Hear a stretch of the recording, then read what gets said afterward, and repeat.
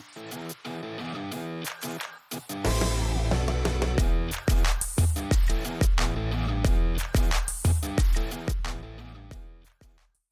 up, Vorthoses? Vorthosnick here, back with another Commander deck technology. Today we're going to be going through my Niambi Faithful Healer deck. We've got Core 2021 coming in right around the corner on July 3rd. So I just wanted to take this opportunity to go through this deck with you guys, show you how I currently win. Basically, the deck locks down your opponent's creatures by tapping them down, keeping them tapped down for multiple turns while you take multiple turns. And then we just swing through with commander damage and take our opponent out as swiftly and as quickly as possible, which normally doesn't turn out to be very quickly when your turns continuously go on and on and on. So without any further ado, let's go ahead and jump into this deck. Alright, so as I do with my Commander deck technologies, the first thing I'm going to do is take you through the all-star players, the legendary creatures in the deck, and just give you a little bit of their overview, how they tie into the deck, the themes associated with them, so on and so forth. So we have the commander of the deck here, Niambi the Faithful Healer. So Niambi she is a blue, a white, and one of any color. When she enters the battlefield, you may search your library and or graveyard for a card named Teferi, Timebender, reveal it, put it into your hand. If you search your library this way, shuffle it. So she's a 2/2, and mostly what we have her in for is recurring that Teferi. No matter if it's in our graveyard, if it's in our deck, we're going to get to draw that extra card every time we cast her. So she is Teferi's daughter. She's about 50-ish years old. She was born about 10 years after the Mending. She likes to joke around that in spite of Teferi's age, she is the more mature one. She's a cleric of the Ephemerith faith. And yeah, they worship like the sun and that kind of stuff. So basically, she just calls her dad whenever we cast her. I really like the interaction between those two cards because it's like, Teferi is saying nobody's going to harm my daughter while I have anything to say about it. So I enjoy having her as the commander of this deck. Next we have what is the actual baby Teferi. This is Disruptive Student. It is not a legendary creature. However, I consider it to be a legendary creature because it is our first instance of Teferi on the card being a creature. So it has, you can tap it to counter target spell unless its caster pays an additional 1. Play this ability as an interrupt, or in modern days as an instant, whenever you have priority. So it doesn't provide too much value in the deck, but this is a Teferi themed deck, so we're going to get everything in there Teferi as much as possible. Then we have Teferi, the man himself, the Mage of Zhalfir. This card has flash. Creature cards you own that aren't on the battlefield have flash. Each opponent can only cast spells anytime he or she could cast a sorcery. And with this, Teferi, as we know, he was a pre-Mending walker. Current days, he's over 1,200 years old. You know, he was a part of the original Power 9 until he decided that he was going to, or excuse me, not Power 9, the 9 Titans is actually what they were called, Urza's group of planeswalkers that were going to help him defeat the Phyrexians. So, you know, he phased out Shiv, he phased out Zhalfir, ended up bringing Shiv back, but, you know, he decided to leave during that time as well, so replacements were made in the Power, in the 9 Titans. People will argue with you that Teferi was not one of the 9 Titans. He was a part of the original 9 Titans. So the card, you know, it's going to slow our opponents down. It's going to stop them from being able to remove our planeswalkers on our turn, or, you know, cancel our spells, counterspell our spells, that kind of thing. We've got the Temporal Archmage.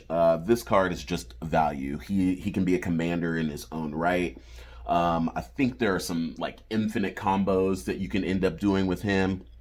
He allows you to untap up to 4 target permanents, so you can get those lands back to be able to cast other spells during your turn, and pretty much he's just a value engine. His +1 is to look at the top 2 cards of your library, put one of them into your hand and the other on the bottom.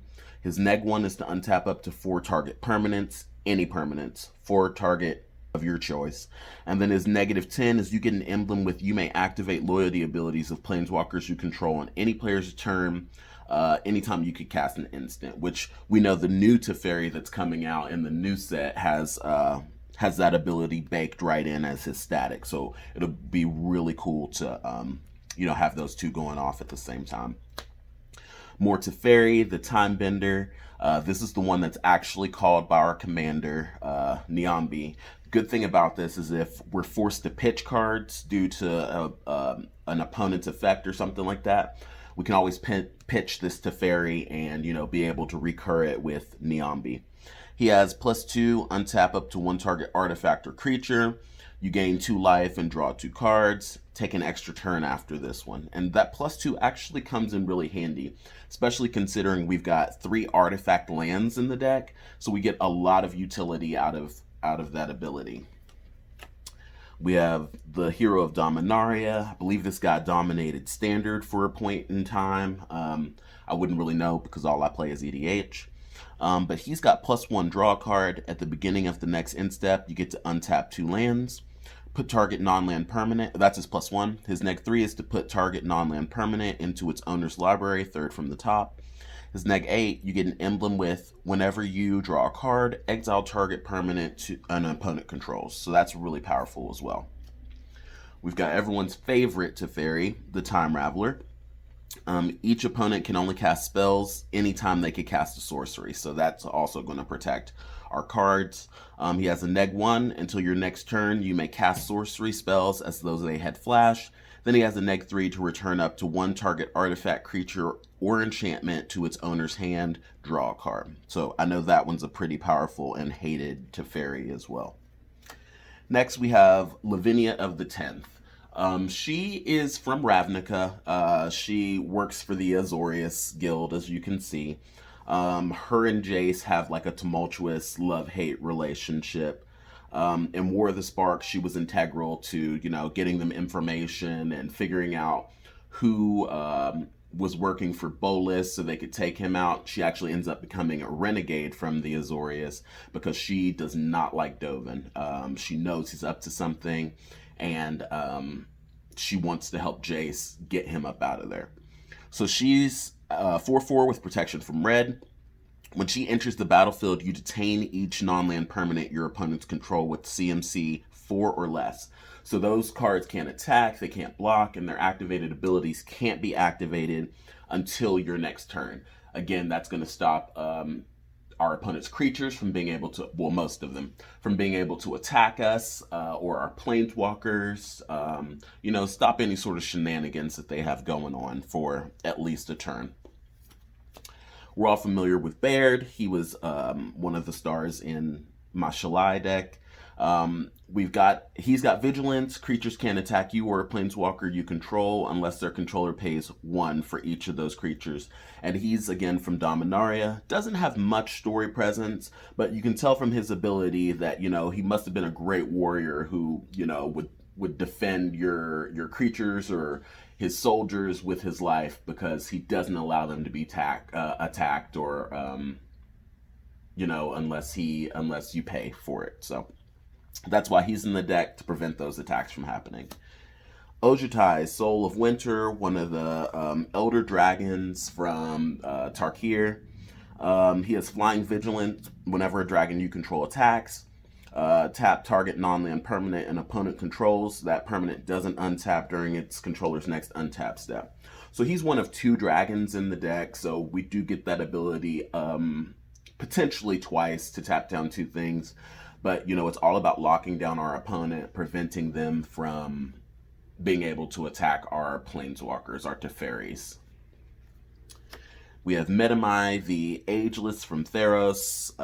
He's got whenever Metamai attacks and deals damage to a player, you take an extra turn after that one, and he cannot attack during those extra turns. So anytime we have an instance of an extra turn outside of our normal turn, unfortunately he can't attack, but we're going to get as much value out of those extra turns as possible. So that's why we've got him in the deck. Also, being a flyer helps us get that damage through to our opponents. So that's our all-star legendary creatures for the deck. Some of the support we have. We've got the Time Stream Navigator in here, so eventually, you know, as long as we have the City's Blessing, which means 10 or more permanents on the battlefield, we're able to tap 2, tap her, put her on the bottom of the deck, and take an extra turn after this one. We want to take as many extra turns as we can. We've got the Lighthouse Chronologist. He's got level up for 1 blue, severely undercosted, but he is a target as soon as he comes out. Once we get him to level 7, at the beginning of each end step, if it's not our turn, we're going to get to take an extra turn after that turn. So just, it's always our turn. Dealing with the whole time thing, you know, because we're controlling time, we're freezing our opponents down, we're locking their creatures in time bubbles, so he helps us get that done. The Frost Links, when it comes in, you get to tap target creature an opponent controls. That creature doesn't untap during its controller's next untap step. So again, locking those creatures down. The Icefall Regent, this is the second dragon in our deck. When it enters the battlefield, we're going to tap down a creature. That creature doesn't untap during its next untap step for as long as we control this dragon. And spells our opponents cast that target this creature cost an additional 2 colorless more to cast. Hoverguard Sweepers. When it enters the battlefield, you may return up to 2 target creatures to their owner's hand.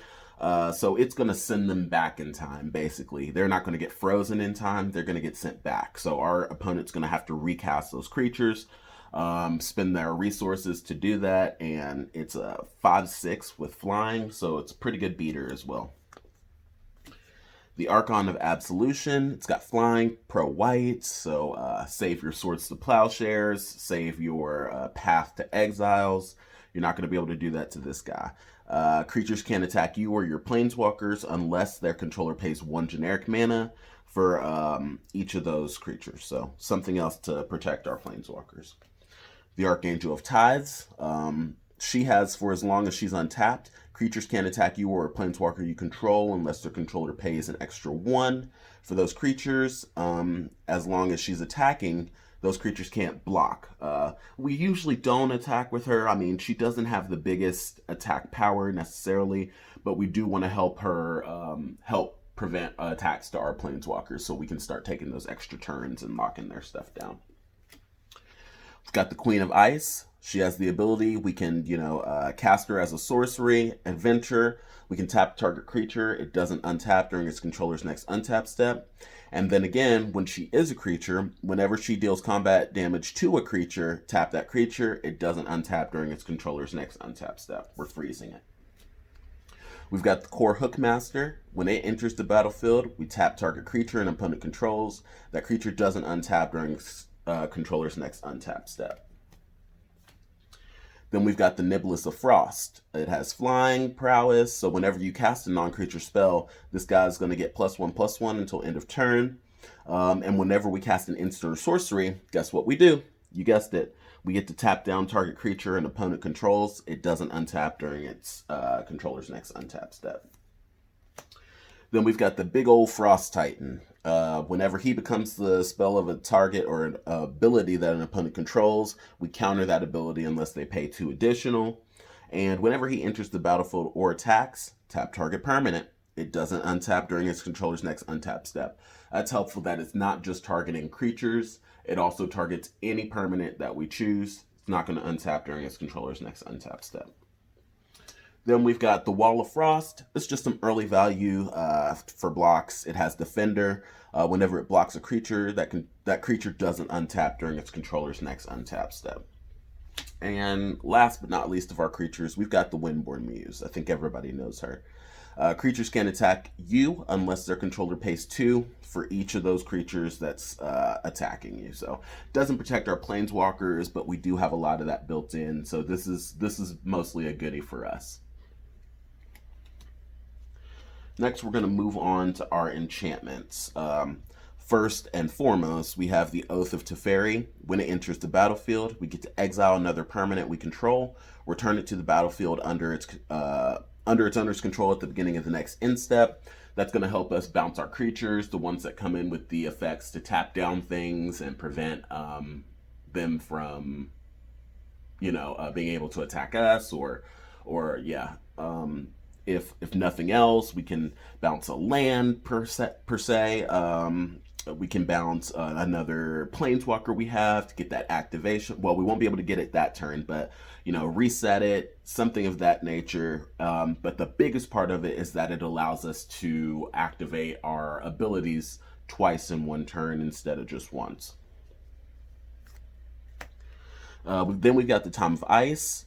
Tap target creature an opponent controls. It doesn't untap during its controller's next untap step for as long as you control Time of Ice.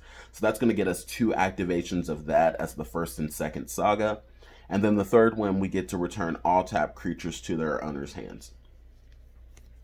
Got some timey-wimey shenanigans. Our Web of Inertia. At the beginning of each opponent's combat phase, that player may remove a card in his or her graveyard from the game. If that player doesn't, creatures he or she controls can't attack you this turn. More protection for us. We got the Sphere of Safety. Creatures can't attack you or a planeswalker you control unless their controller pays X for each of those creatures, where X is the number of enchantments you control. So even with only this enchantment on the battlefield, and we don't have many, but even with this one on the battlefield, that's still an additional one for them to attack us or our planeswalkers. We've got Frozen Ether, always opponent favorite, which means they actually hate it. Artifacts, creatures, and lands your opponents control come into play tapped. And last but not least, Propaganda. Creatures can attack you unless their controller pays 2 additional generic for each creature he or she controls that's attacking you. So lots of attacks. Lots of attacks for them to attack us. We'll move on to our artifacts for the deck. Would be remiss not to have Kefnet's Monument. Blue creature spells we cast cost 1 colorless less to cast. Whenever you cast a creature spell, target a creature an opponent controls doesn't untap during its controller's next untap step.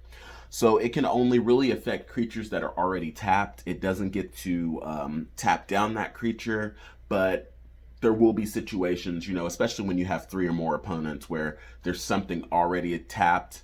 They're probably already mad at you for things that you've already cast beforehand.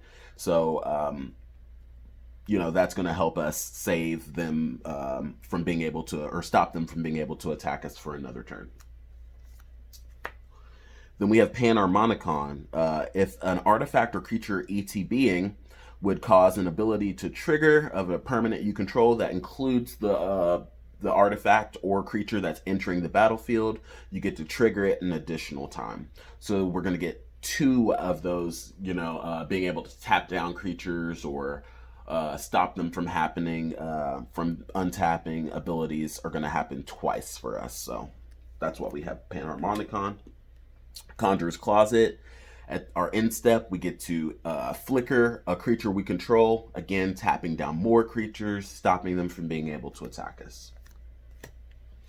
Next, we have the animation module.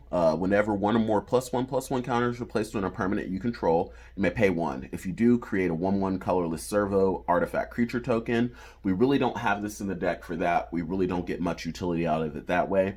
But we do also have, you can pay 3 and tap it. Choose a counter on target permanent or player. Give that permanent or player another counter of that kind. So, we can mini proliferate our planeswalkers, give them one individual one, another counter. If we've got a certain land that's coming up that has a counter on it, we can give an additional one of those. Doesn't really help the land per se, but our planeswalkers, it does, give us an extra tick up for those. Then we have Contagion Clasp. When it enters the battlefield, put a -1/-1 on target creature. Then we get to proliferate if we tap 4 and tap it. That's going to allow us to put more -1/-1 counters onto that creature. Then we also get to, ramp up our planeswalkers.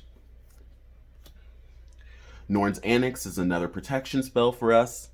Creatures can't attack you or a planeswalker you control unless their controller pays Phyrexian White, which is either 2 life or 1 white mana for each of those creatures.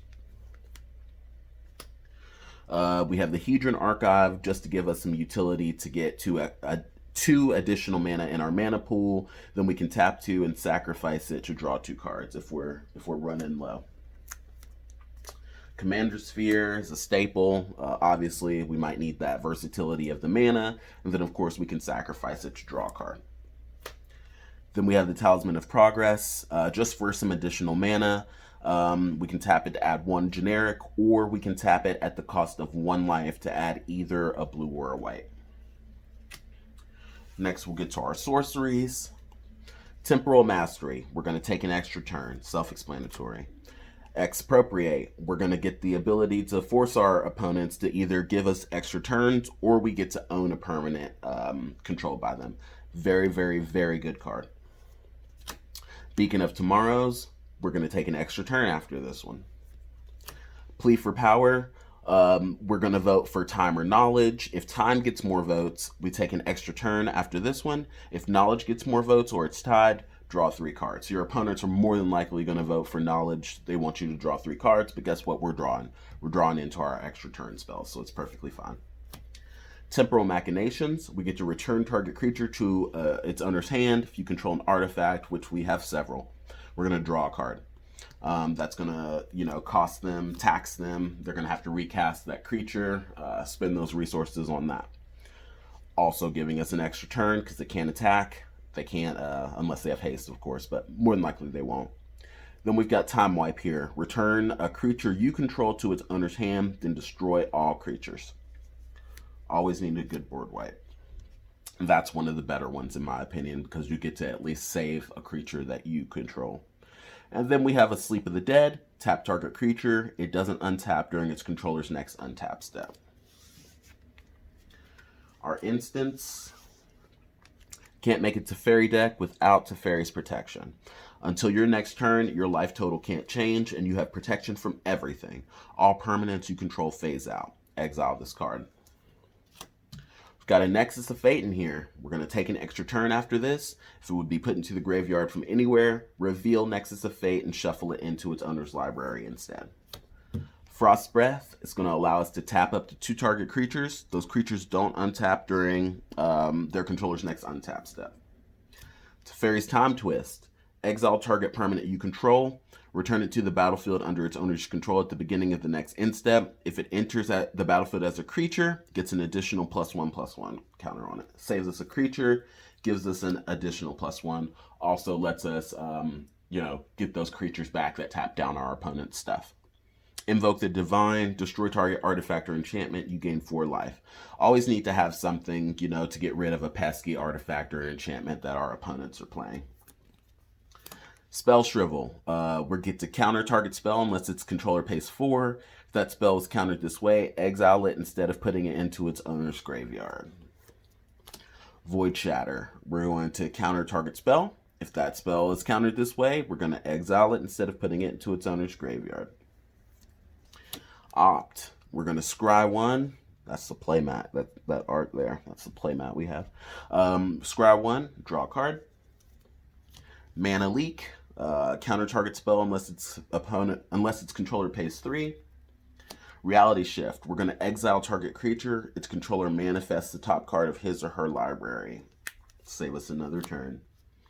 Brainstorm. Draw 3 cards, then put 2 cards from your hand back on top. Syncopate. We're going to counter target spell unless its controller pays X. If that spell is countered this way, we're going to exile it. Spell Pierce. We're going to counter target non-creature spell unless its controller pays 2. Then we've got a Negate. We're just going to straight up counter a non-creature spell. Good old counter spell. Daze. You may return an island you control to its owner's hand instead of paying Daze's mana cost. We're going to counter target spell unless its controller pays 1. And Dovin's Veto. This spell can't be countered. Counter target non-creature spell.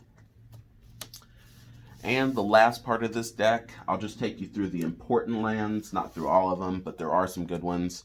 Magosi, the Water Veil. So it enters the battlefield tapped, and then you can tap it to add a blue to your mana pool, or you can tap a blue and tap it, put an Eon counter on Magosi, the Water Veil, skip your next turn.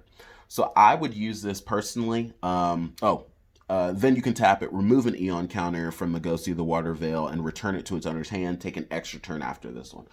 I myself would use this during a turn where I'm going to get an extra turn, just so I can save that extra turn for when I want it.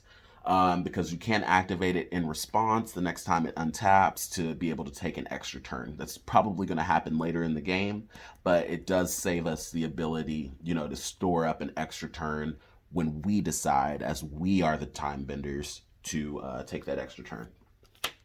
So then we have our artifact lands that, are affected by temporal temporal machinations. Yeah, that's going to make sure we're able to draw that card. It's going to give something for Teferi Timebender to be able to untap if we have no other artifacts.